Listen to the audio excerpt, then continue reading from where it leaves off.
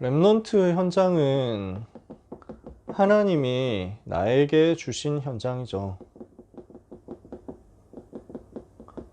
사도행전 1장 15절 앞부분에 보니까요. 모인 무리의 수가 약 120이나 되더라 이렇게 얘기했습니다.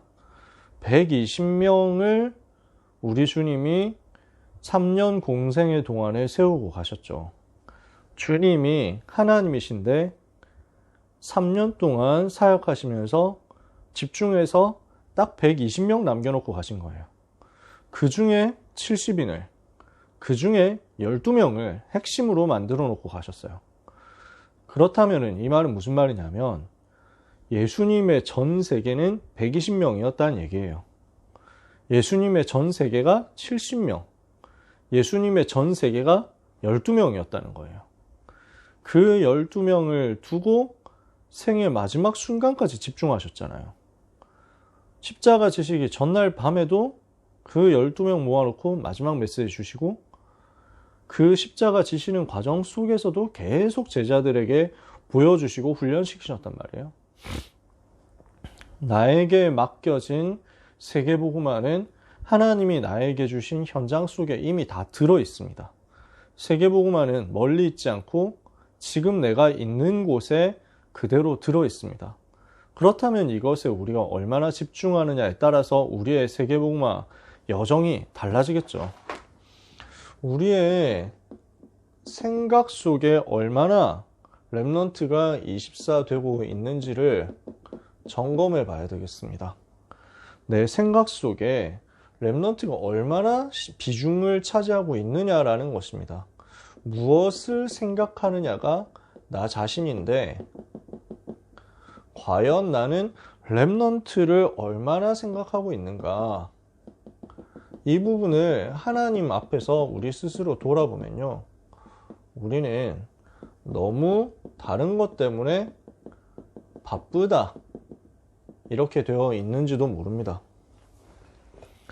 나에게 주신 세계복음화 현장인데 나에게 주신 세계복음화 전부라고 할 수도 있는 굉장한 시대적인 현장인데 나는 내 생각 속에 이 렘넌트에 대한 비중이 너무 많이 담을 수 없을 만큼 다른 것으로 바쁘지 않은가.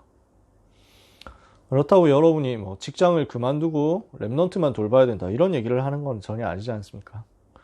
우리가 하고 있는 다른 일들이 생업이 있기 때문에 또 여러 가지 다른 사역도 있기 때문에 그 부분을 두고 다른 거 다 하지 마라 이렇게 얘기를 할 수는 없습니다. 여러분은 교구에서 하시는 사역도 있고 여러분은 산업 현장에서 필드에서 하시는 일도 있고 그 속에도 온전히 오롯이 집중해야 되니까요. 그러나 하나님은 우리에게 이 현장을 끊임없이 알려주고 계시거든요. 그래서 나에게 주어진 한 사람을 우리가 얼마나 세계복음화 현장으로 깊이 인식하고 있는가. 이거는 하나님이 주시는 너무 중요한 축복된 기회거든요. 우리가 어디에서 나가서 이런 갈급한 사람, 충성된 사람, 사명자를 찾아올 수 있겠습니까? 우리 반에 갈급한 자, 충성된 자, 사명자가 놓여져 있잖아요. 여기에 메시지가 들어가면 이게 바로 서밋 운동 되거든요. 우리 현장에 우리 반에 버려진 친구들 있잖아요. 무너진 현장 있잖아요. 빈 곳이 있잖아요. 이게 그냥 한 사람 살려냈는데 주님이 가장 기뻐하시는 치유 운동 된다니까요. 우리는 한 영혼 살렸는데 이게 전 세계를 향한 문이 될 수 있습니다. 237 운동이 지금 우리 반 안에 들어있는 겁니다. 예수님은 생애 동안에 이제 이스라엘 지경 있잖아요. 그 밖으로 나가신 일이 거의 없습니다. 예수님이 제일 멀리 외국 나가셨던 거는 애굽입니다. 이집트. 언제 가셨냐? 태어나자마자 얼마 안 돼가지고 동방박사 경배한 다음에 헤롯이 죽이려고 하니까 하나님이 피난하도록 만들었잖아요. 애굽으로 그래서 피신가 있었죠. 거기에서 어릴 때 한 2년인가 그렇게 있었습니다. 짧게 있었어요. 그렇죠? 어린 시절에. 그러니까 예수님의 공생의 사역 동안에 있었던 사건은 아니죠. 공생의 동안에 제일 멀리 잠깐 가셨던 곳이 두로와 시돈입니다. 갈릴리에서 조금 북서쪽으로 가면 있습니다. 여기 나옵니다. 여기가 유대 바깥으로 나가신 유일한 기록입니다. 그거 외에는, 그것도 아주 짧게 갔다 오셨거든요. 그거 외에 예수님께서 이스라엘 나라 바깥으로 다니신 적이 없습니다. 근데 예수님은 세계복음화잖아요. 주님은 세계복음화를 위해서 움직이셨고 세계복음화를 다 준비해놓고 가셨잖아요. 그게 어디 있었냐? 12제자에게 있었다니까요. 12명 제자, 70인 제자, 120명 제자가 예수님이 세계복음화를 위해서 준비해 놓으신 모든 시스템이었다. 그렇다면 우리가 생애 만나는 사람들이 우리를 통해서 237 치유 서밋으로 갈 수 있게 된다면 얼마나 큰 역사가 일어날까요? 매년 우리가 한 반을 맡아가지고 있을 때 적게는 4, 5명 맞겠죠. 올해는 우리가 좀 많이 맡고 있지 않습니까? 한 7, 8명 맞겠죠. 10년을 했다 그러면은 한 5, 60명이 나옵니다. 20년을 했다면 120명, 100명, 120명 나오겠죠. 제가 말씀드리는 부분이 뭐겠습니까?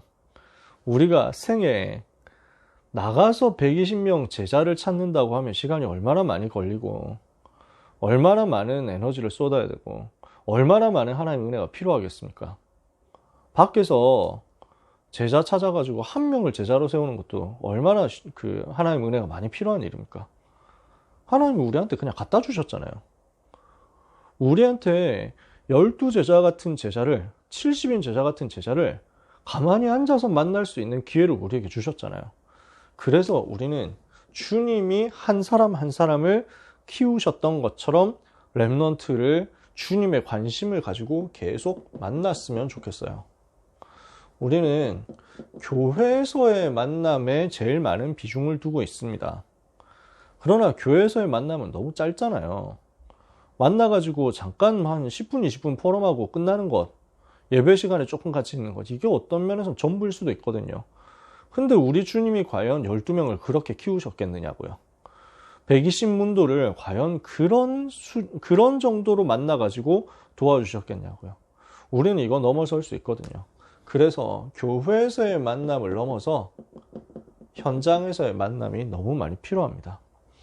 그래서 현장에서 우리가 다락방하고 그런 거창한 것이 아니더라도 현장에서 신방하고 예배 같이 드리고 그보다도 현장에서 같이 교제하고 함께하는 것이 렘넌트의 삶을 바꿀 수 있는 굉장한 열쇠가 된다는 것을 우리는 날마다 기억해야 됩니다. 이게 되는 사람이요, 교회에서의 만남, 현장에서의 만남 속에서 렘넌트와 나 사이에 진짜 소통이 이루어지고 신뢰가 만들어진다면 그 신뢰를 바탕으로 우리는 영적 세계에서의 만남을 누릴 수 있습니다. 이게 하나님 앞에서 되어지는 기도죠. 이 시간은 어떤 시간입니까? 우리에게 렘넌트 살리는 중요한 하나님 주시는 능력을 전달하는 시간이잖아요. 우리는 393을 누리는 기도를 하면서 나와 관련된 모든 현장에 이 힘을 내보낼 수 있습니다. 전달할 수 있어요. 교회와 현장에서의 만남이 되어진 만큼 우리는 생동감을 가지고 아이들에게 이 힘을 실제로 내보낼 수 있습니다. 전달해서 보낼 수 있습니다. 우리가 렘넌트가 있는 학교 현장을 가봤다. 렘넌트가 살아가고 있는 그 동네를 가봤다. 렘넌트의 문화권을 가봤다. 그러면 렘넌트를 놓고 기도할 때 아주 그림이 구체화되고 살아있는 그림으로 나오겠죠. 그만큼 거기에다가 힘을 주고 전달하는 겁니다. 나에게 주어진 이 복음의 비밀과 가치를 렘넌트가 깨달을 수 있도록 전달하는데 그냥 단순히 아는 정보가 없으니까 이름만 놓고 기도해서 내보내는 것과 우리가 그 아이들을 현장에서 봤기 때문에 그 아이들이 있는 그곳을 머리에 떠올리면서 내보내는 것은 되게 다르겠죠. 우리가 선교지를 생각할 때도 그렇잖아요. 우리가 세계복음화를 두고 그냥 기도하지만 그 선교사님이 계신 현장을 가보고 그 선교사님이 사역하시는 것을 보고 돌아와서 그분을 위해서 기도하는 것은 되게 다르죠. 굉장히 구체화되고 사실적으로 힘을 전달하고 은혜를 전달하고 하나님 앞에 간절히 구할 수 있거든요. 렘넌트 현장이 우리에게 어마어마한 축복의 선교지라는 사실을 기억한다면 거기에서 밝고 우리가 영적 세계의 축복을 전달한다. 얼마나 시공간 초월하는 능력의 역사가 일어나겠습니까? 이렇게 하는 가운데 우리는 렘넌트의 이정표를 자꾸 체크해야 됩니다. 오늘 청소년 신학원 개강 예배에 있었습니다. 유광수 목사님 메시지로 주셨던 내용이 우리가 지금까지 렘넌트 운동을 하지만 많은 경우에 그냥 메시지 주고 끝난 거 아니냐. 그게 잘못됐다는 얘기는 아니지만 정말 중요한 것은 렘넌트의 인생을 길을 완전히 찾아줘야 되는 거 아니냐. 한 사람 한 사람의 길을 찾아주고 한 사람 한 사람의 인생을 만들어줘야 되는 것이다. 이렇게 말씀하셨어요. 우리는 훈련을 통해서 할 수 있는 부분이 분명히 있습니다. 그러나 청소년 전도신학원 같은 또는 중고 합숙훈련 같은 훈련 속에서 아이들 한 사람 한 사람에게 구체적으로 방향을 제시해주고 진로를 찾아주고 이 사람들의 상처를 찾아주고 건드려주고 고쳐주는 그 디테일한 것을 할 수는 없습니다. 강사분들이 와가지고 한 사람 한 사람 그렇게 만나면서 도와주고 이렇게 할 수 있는 시스템이 아니잖아요. 메시지 흘러가는 그것만으로도 굉장히 너무 중요한 사역이고 더 이상 더 많은 것을 할 수는 없거든요. 그래서 우리가 있는 겁니다. 렘넌트 한 명 한 명에게 이정표를 제시할 수 있는 사역을 우리가 할 수 있습니다. 렘넌트를 데리고 말씀 운동 속으로 들어가는 것, 렘넌트의 상처를 알고 이 부분에 대해서 치유할 수 있도록 답을 주고 발판 삼게 만들어주는 것, 기도의 배경이 되어주는 가운데 특히 부모님과의 관계를 우리가 형성하면서 부모님과 소통하는 것, 그래서 함께 기도팀이 되는 거죠. 그리고 미래에 대한 고민을 소통하고 미래에 대한 길을 같이 찾는 것, 그래서 한 명 한 명의 진로를 우리가 같이 고민하고요. 우리는 고등부잖아요. 얼마나 축복된 현장입니까? 한 사람 한 사람의 입시 로드맵을 같이 짜주는 겁니다. 얼마나 렘넌트들이 크게 도움받겠습니까? 렘넌트의 인생에서 초등, 중등 때 돕는 것 당연히 엄청난 역사를 일으키는데 그게 눈에 바로 들어오진 않잖아요. 근데 고등부에서 렘넌트를 우리가 도와줬다 이러면요, 일단 불신자들이 엄청 빨리 알아볼 수 있습니다. 대학을 어떻게 갔다 라고 하는 게 바뀌어버리잖아요. 대학을 꼭 잘 가야만 문이 열리느냐, 그것도 아닌 걸 우리는 너무 잘 알잖아요. 근데 렘넌트가 뭘 해야 될지도 모르고 어떻게 해야 될지도 몰라서 그냥 아무 생각 없이 되는 대로 갈 운명이었었는데 그걸 뒤집어 가지고 렘넌트의 인생이 구체적인 방향과 사명을 가지고 의미를 담고 하나님 예비하신 대학으로 가게 된다. 그 이후에 일어나는 역사는 당연히 다를 수밖에 없죠. 이걸 두고 우리가 컨설팅하고 우리가 직접적으로 시간표 따라서 도움을 주고 영향을 줄 수 있다. 얼마나 큰 하나님 앞에 감사한 제목이 되겠습니까? 현장의 상태에 대해서, 현장 상황에 대해서 우리는 소통이 자꾸 돼야 됩니다. 현장에 있는 불신자 친구들에 대해서까지 우리가 소통이 되고 있어야 됩니다. 그래서 이게 어디까지 가야 되냐면 졸업 이후에 계속 소통될 만큼요. 고등부에서 이제 대학국으로 올라가고 청년부로 올라갔는데도 불구하고 계속 만남이 되고 계속 기도가 되고 계속 언약적인 소통이 된다면 얼마나 이게 감사한 일이 되고 우리에게는 얼마나 기쁜 일이 되겠습니까? 여러분, 우리는 하나님의 주권을 믿기 때문에 올라간 친구들에게 이래라 저래라 할 건 없습니다. 대학부로 올라갔다 그러면 제일 중요한 열쇠는 대학부 안에서 말씀의 인도를 잘 받도록 하는 거겠죠. 대학부 올라갔다 그렇다면 우리가 할 수 있는 제일 좋은 사역은 대학국에서 이 렘넌트들이 이석원 준목님을 통한 제자가 되는 것입니다. 그 일을 그 응답을 받을 수 있도록 계속 지원하고 밀어줘야죠. 근데 이걸 두고 우리가 내버려 두는 게 아니라 자꾸 찾아주는 거예요. 렘넌트의 영적 상태와 영적 상황을 두고 지금 대학국 안에서 시스템 잘 인도받고 있는지, 로컬과 파라에서 잘 따라가고 있는지, 약간 힘이 빠져 있다면 우리가 한마디 대화하는 가운데 연결해줘가지고 다시 시스템 속으로 들어갈 수 있도록 모티베이션을 제공할 수도 있죠. 그래서 계속해서 연계 사역을 하는 가운데 한 사람의 우리가 맡았던 렘넌트가 이제는 우리와 같은 현장 사역자가 되어서 또 다른 많은 사람에게 영향을 끼칠 수 있고 후대들을 살릴 수 있는 사람이 된다고 하면 우리는 하나님 앞에서 우리에게 맡겨진 영혼을 통한 세계복음화의 응답을 받은 것이 되겠죠.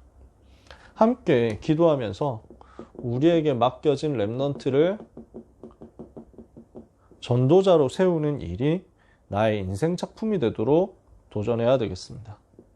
늘 하는 이야기입니다만 그래서 우리는 말씀의 흐름이 전달되도록 해야 되겠습니다. 기도의 흐름이 전달되게 해야 되겠습니다. 그래서 중요한 것은 훈련의 흐름입니다.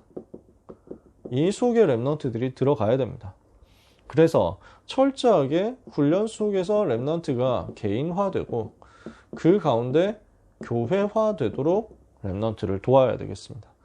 여기에 제가 여러분께 부탁드리고 싶은 것은 우리 렘넌트들이 다락방화 되는 것입니다. 다락방 전도 운동의 제자가 되었으면 좋겠어요. 우리 렘넌트들은 그리스도의 제자요. 임마누엘 서울교회 제자요. 다락방 전도 운동의 제자다. 이런 캐릭터와 이런 색깔을 가질 수 있도록 기도하면서 렘넌트를 도왔으면 좋겠습니다. 그래서 이번 주 일부 예배 때 말씀하셨잖아요. 오직 그리스도께서 주인 되신 작품을 매일 만들어라. 우리에게 맡겨진 작품 만들 수 있는 최고 현장이 바로 우리 맡은 렘넌트 현장이다. 고등부 우리 반 현장이다. 이렇게 마음에 기도하면서 하나님 앞에서 우리 자신을 돌아보고 우리에게 맡겨진 2022년의 남은 짧은 시간을 작품으로 만드는 응답을 받았으면 좋겠습니다. 원서 쓰는 것 때문에 승호를 잠깐 만나게 됐거든요. 승호가 그래서 뭐 이제 사인 받아야 된다고 교회까지 온 거예요. 그래서 교회 왔다 그러면 내가 그쪽으로 갈까 했더니 자기가 온다는 거예요. 그래서 장지역에서 만났죠. 만나가지고 얘기하고 뭐 한 10분 20분 사인만 해주고 보내려고 했는데 그래도 오랜만에 만났잖아요. 고1 때 우리 백전도사님하고 그렇게 갔었나요? 제가 그때 백전도사님하고 승호하고 만났었나요? 그때? 그래서 그때 만나가지고 햄버거 같이 먹고 30분 만에 나왔죠. 점심시간에 잠깐 만난 거라서. 그러고 나서 처음 또 만났대요. 참 매주 만나고 매일 만나도 1대1로 이렇게 만나는 게 그렇게 시간이 많이 걸리더라고요. 만나서 얘기하고 이런저런 재소통하고 뭐 궁금한 것도 질문하고 하는 가운데 원서 쓰는 것도 이제 뭐 제가 이걸 해라 이렇게 얘기한 건 없고 승호가 원서 쓴 거 보니까 이렇게 하면 되겠네 싶어서 되게 감사하더라고요. 그걸 놓고 기도해주고 그러면서 남은 시간 동안에 나의 전도 꼭 찾아라. 대학 가서도 나의 전도 찾아라. 다른 아무것도 고민할 필요 없다 하고 알려줬거든요. 그러면서 끝나려고 하다가 생각이 나서 이제 뭐 수시 넣어가지고 안정권으로 이렇게 다 안정권 대학 그 다음에 뭐 소신 좀 높은 대학 이렇게 해가지고 다 맞춰놨으니까 수시하면 끝나겠더라고요. 그래서 얘기했어요. 신학원 훈련 받자. 그랬더니 그럴까요? 하더니 오늘 왔어요. 바로 왔어요. 그래서 청강학기 딱 들어와가지고 앉아있는데 청강학기는 완전 소수집중이거든요. 9명이 딱 좁은 방 안에서 그 학원 특별반 뭐 수업처럼 해가지고 특목고반 수업처럼 해가지고 다닥다닥 붙어가지고 막 되게 살아있죠, 분위기가. 거기서 전도운동 이야기하고 5기초 풀고 사명자 가이드 가지고 팀 사역에 그림 그려주는데 저는 승우가 너무 잘 듣는 거죠. 너무 감사한 거예요. 이렇게 렘넌트들이 훈련 속에 들어오니까 저는 너무 기쁘더라고요. 잠깐 훈련 받지만 그렇게 눈 열고 들어가면 또 얼마나 많은 역사가 일어날까요? 우리 아이들에게 그런 현장들이 예비되어 있는데 우리가 어쩌면 놓치고 있는지도 모릅니다. 그래서 우리가 맡은 한 사람 한 사람을 전부 이 흐름 속으로 데리고 들어와서 교회의 제자, 그리스도의 제자, 다락방 전도 운동을 대표하는 제자로 세울 수 있도록 응답받는 우리 모두가 되었으면 좋겠습니다. 기도하겠습니다. 하나님께 감사드립니다. 우리가 현장 찾아내야 되는데 주님이 우리에게 현장 맡겨주시니 감사합니다. 주님이 직접 사역하시는 그 귀한 한 영혼, 한 렘넌트의 현장을 우리에게 맡겨주시고 우리를 그리스도의 대사로, 대행자로 그곳에 있게 해주시니 감사합니다. 한 영혼을 제자로 세우는 일에 우리의 삶을 드리게 해 주옵시며 우리가 하고 있는 청소년 사역, 반별 사역이 전부 237 치유 서밋의 대표적인 작품이 되는 응답을 받게 해 주시옵소서. 우리 귀한 선생님들에게 이 사역 감당할 수 있도록 보좌의 능력으로 역사하사 393 누리는 기도 속에서 렘넌트를 위하여 은혜와 능력을 계속 전달하는 가운데 우리와 함께 만나는 모든 렘넌트들이 가장 복되게 되는 역사가 있게 해 주시옵소서. 예수 그리스도의 이름으로 기도합니다. 아멘.